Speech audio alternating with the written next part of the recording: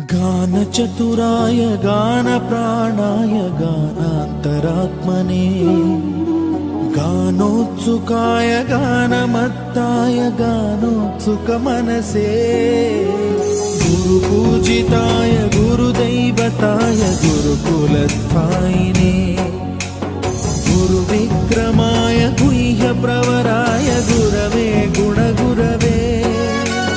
गुरुदैत्यकलक्षेत्रे गुरुधर्मसदाराध्याय गुरुपुत्र परित्रात्रे गुरुपाखण्डखण्डकाय